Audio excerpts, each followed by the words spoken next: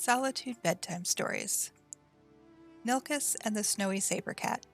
One day, a young boy named Milkus went out to do some ice fishing. He walked very far, and as he walked, a storm blew up around him. Soon, the snow was falling too heavily for Milkus to see. He decided to wait out the blizzard in a nearby cave. While he waited, he heard a deep growl. A snowy saber cat emerged from the white fog of the storm. It gave a mighty roar and entered the cave. Milkus was terrified. He had no weapons capable of fighting such a mighty beast. He braced himself for an attack as the cat roared and growled. Then Milkus noticed the snowy saber cat was limping. When he looked closer, he saw a large thorn in the cat's paw. Gathering all of his courage, instead of running from the beast, he moved closer and extracted the thorn.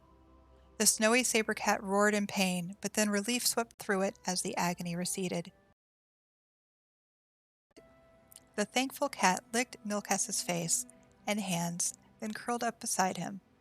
Later, when the storm was still too dangerous for Milkus to venture out, the cat left and brought back game for the two to share in the warmth and safety of the cave.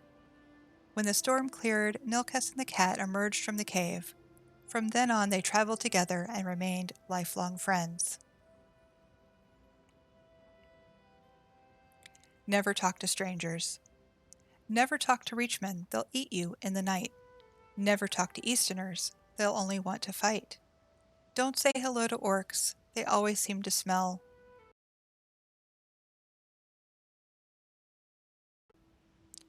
Don't say hello to Redguards, all they do is curse and yell. Never speak with elves, they are aloof and brusque and very rude. Never speak with Imperials, they only want to share their foul mood. Don't make friends with Argonians, they're cold and wet and slimy. Don't make friends with Khajiit, they'll take anything that's shiny.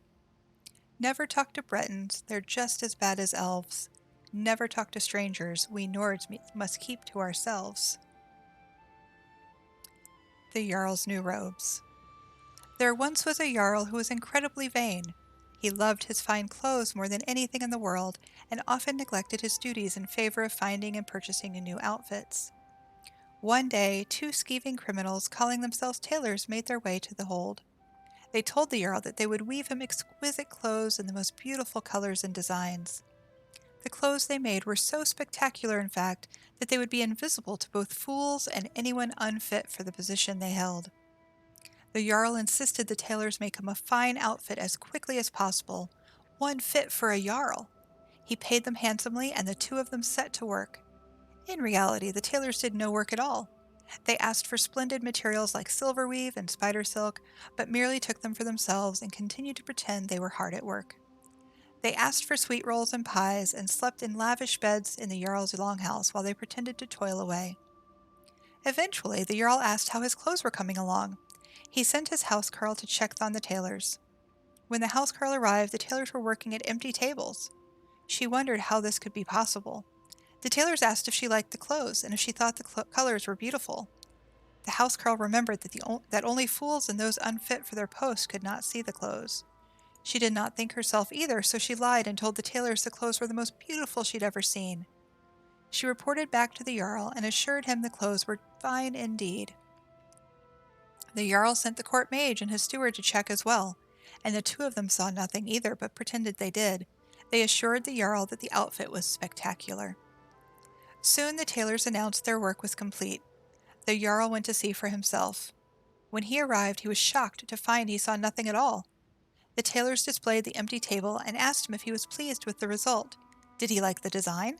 The breathtaking colors? The Jarl, too afraid to admit the truth, told the tailors he adored the clothes and would wear them straight away. He undressed and left the tailors to pantomime the act of putting his new clothes on him. They were meticulous and even secured the imaginary robe around his neck before they finished. Then he called in his retinue to admire his new clothes. Each of them were surprised to see the Jarl standing as naked as a horker before them, but all of them were too ashamed to admit this. Instead, they fawned over his clothes and all agreed they were exquisite. The tailors insisted the Jarl go out into the hold and display his new clothes for his people, so he did just that. He proudly marched down the road as his people gathered. They all saw he was naked, but were too afraid to admit it lest they be called fools or worse. It wasn't until a child stepped out of the crowd and boldly exclaimed, "The Jarl is naked!" did the crowd stop pretending. They began to laugh and point. The Jarl, mortified, ran back to his longhouse, but the two so-called tailors were already gone. So the Jarl instead punished his housecarl, court mage, and steward for their failure to stop the Jarl from making a fool of himself. He chopped off their heads personally, and with a very real and solid axe.